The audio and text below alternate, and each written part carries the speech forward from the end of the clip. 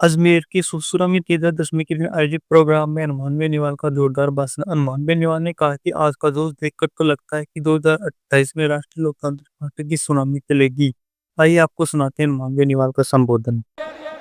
जिस इलाके में तेजाजी महाराज ने बलिदान दिया वो ये वीर भूमि है। मैं वीर भूमि को नमन करता हूँ। और अब की बार मेरी इच्छा थी कि मैं एक बार पहले सुरसुरा, खरनाल और 5 जगह जाके आया था। इस बार भी सुरसुरा में आप लोगों के दर्शन करूं।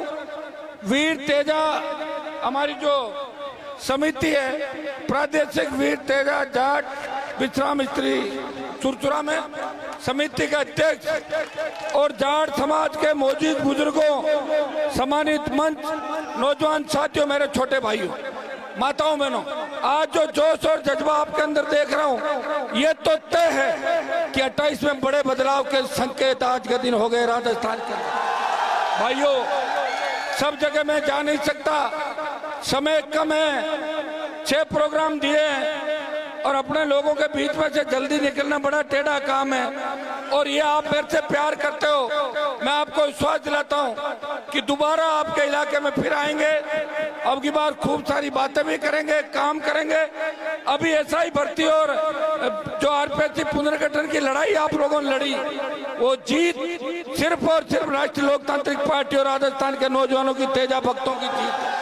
हमें इस देश के अंदर सेना का सम्मान लौटाना है, अग्निवीर को समाप्त कराना है, किसान की एमएसपी खरीद गारंटी कानून बनाना है, टोल मुक्त कराना है, किसान का कर्जा माफ कराना है, सशक्त लोकायुक्त और मेरे छोटे भाइयों को सम्मान मिले, किसी अबला बहन बेटी की चीख पुकार और राजस्थान में नौजवान किसान आत्महत्या नहीं करे। इन्हीं मुद्दों को लेकर हम राजस्थान में आगे बढ़ रहे हैं। जब भी किसान कौम को आवश्यकता पड़ी, लोग तो कोई कहता मैं कांग्रेस का हूँ, कोई कहता बीजेपी का हूँ, कोई कहता मेरा कैरियर खत्म हो जाएगा, कोई कहता अगर मैंने अपने आप को जाट कह दिया मैं तो बर्बाद हो जाऊंगा, मेरे वोट टूट जाएंगे।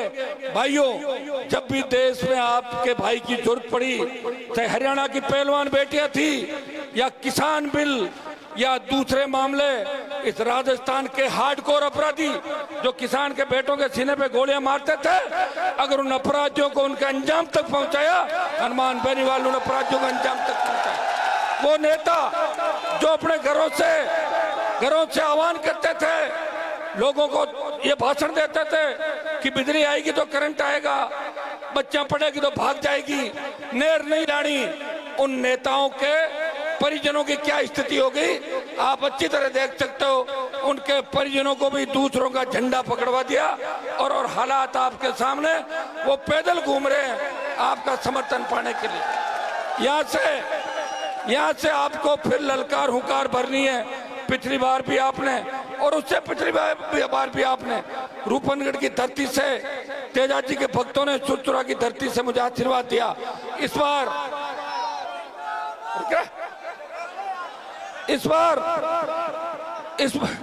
बार 28 में किशनगढ़ में भी चुनाव लड़ना है, पुष्कर में भी लड़ना है, तमाम सीटों पे लड़ना है और राजस्थान की सत्ता पे कब्जा करना है। मांगने से कोई राज नहीं देगा, राज को छीनना पड़ेगा।